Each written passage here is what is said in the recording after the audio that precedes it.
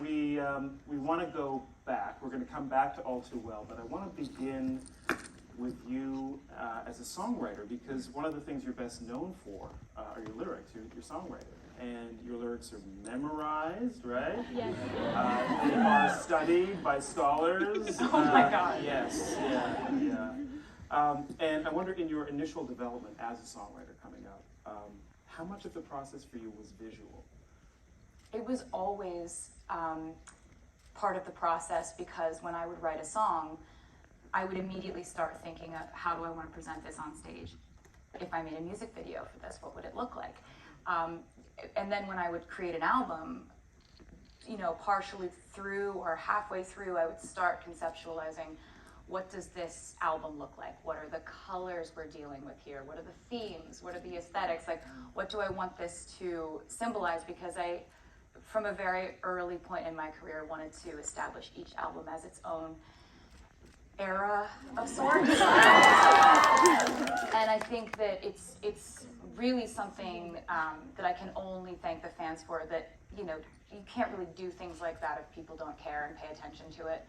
So it was always a part of the process, establishing the visuals. And early on, when we would make music videos, the process was, you know, I'm 16, I'd reach out to a video director and I'd say, hey, I think it would be cool if the concept was that we were like, you know, I'm in love with my best friend in high school, and he lives across the street, and like, but there's this cheerleader who's dating, and there's a football game, and there's like a dance, and there's these signs. Like, you know, you come up with concepts, Okay. and over time, I started to take on more and more responsibility, and the more responsibility I took on creatively, the happier I was. Right. So here we are. Here you are.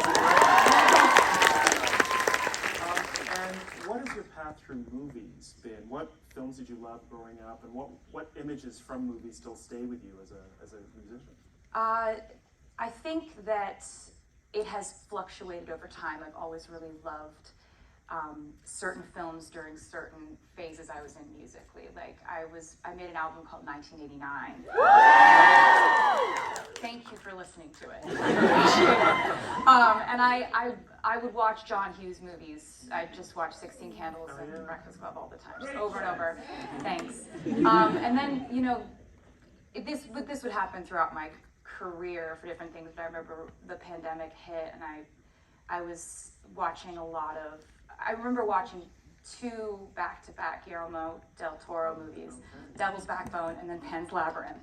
Nice. And so Good one. my whole world turned into folk tales and forests and mythical creatures, and I was just so dazzled by those films. And I'd always, obviously, like Shape of Water is one of my favorite films ever, but I hadn't seen those 2 very pinnacle films in his repertoire. And then I watched Rear Window, which I hadn't seen, which is embarrassing, but I hadn't seen it at that point, and it was very voyeuristic. It was very much like, you know, he's watching his neighbors, and like, he sees a murder. I haven't experienced that, but I did experience combining some of those cinematic inspirations and films that I loved with, like, okay, so you end up with an album that is me telling stories from other people's perspectives in a very folk tale kind of... A mix of Rear Window and Del Toro's movies in a way. You know, if I had to assign, you know, the culprits cinematically, I would say it would be those 3 films. Interesting. Okay. Oh, and then the next record, I was just non-stop watching Sense and Sensibility, the Ang Lee one, the Kate Winslet, just everything. And that was for an album called Evermore. It's just, I have very specific film memories for things. But with this one, I think my obsession with, there's this, I don't know if it's actually something people talk about, but in my mind, there's this period of time in the 70s where you started seeing these romantic films where these 2 characters are so beautifully, intimately woven together, and then they just unravel the braid right in front of you, and you just can't believe it. Like The Way We Were, and Love Story, Kramer versus Kramer. Yeah, I'm just going to mention that one. Yeah, it's just amazing in that film. Yeah, and so those ones were ones that I think, because I love those films, just hitting those emotional touchstones that those films just punch me in the stomach and hit.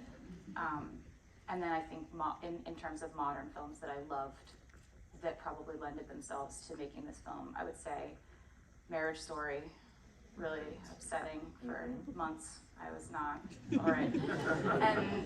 And The Souvenir Part 1 and 2. Oh yes, Joanna Hogg's Joanna films. Hogg's films. Yeah. I just absolutely love that she. I had actually made the short film by the time I went and saw The Souvenir Part 2, and the fact that it's about this young woman who experiences this extreme heartbreak and despair and then makes something. It's just like. Speaking to you. It's exactly what I want to see in a film. So.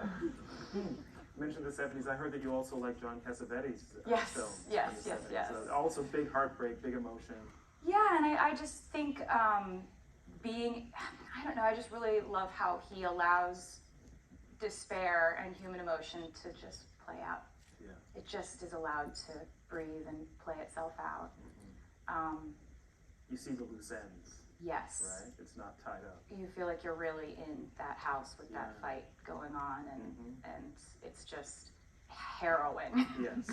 Well, the fight that you crafted here also feels that way, and I love how the music stops and you really begin to see their relationship kind of disintegrate Yeah. and then come back together a little bit, but it feels like it draws on some of that same kind of spirit from those 70s movies. Such a nice thing for you to say to me.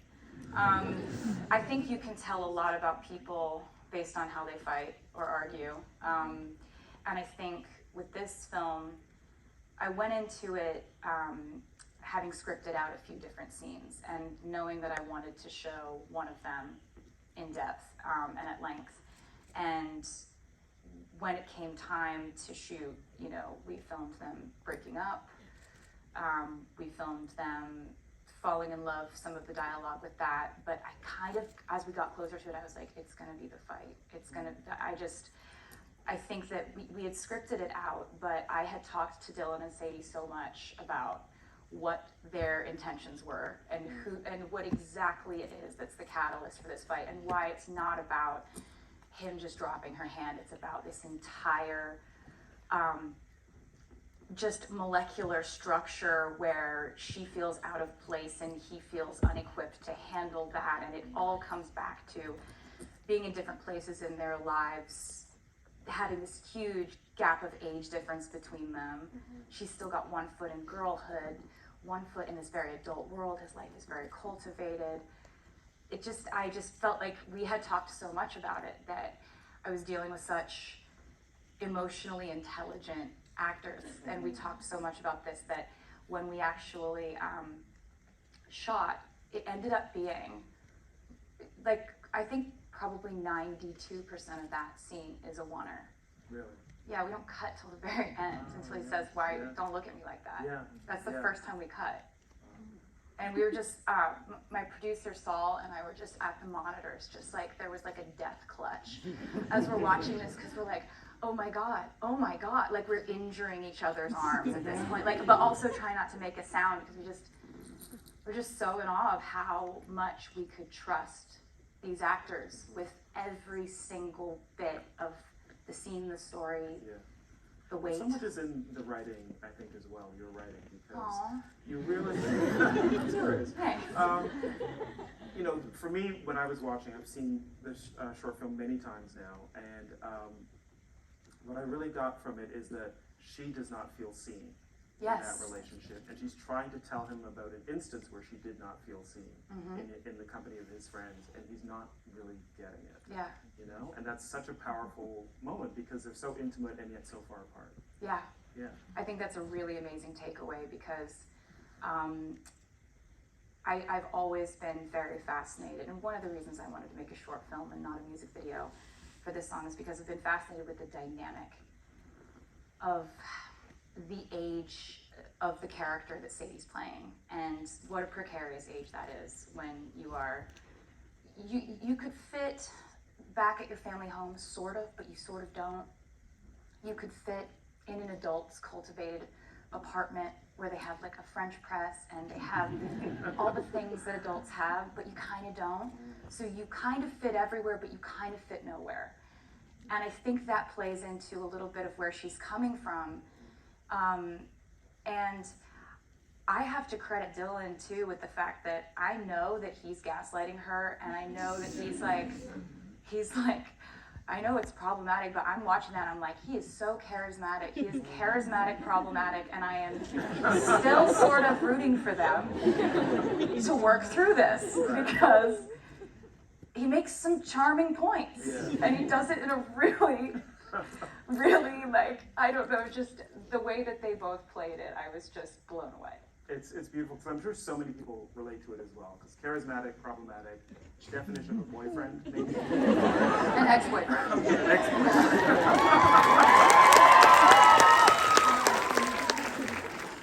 I don't know how far we want to go with that, but Zero. Zero. Nowhere. You mentioned music videos, and I do want to go back, because before you directed this film, you began to have increasing visual input into the making of your music videos.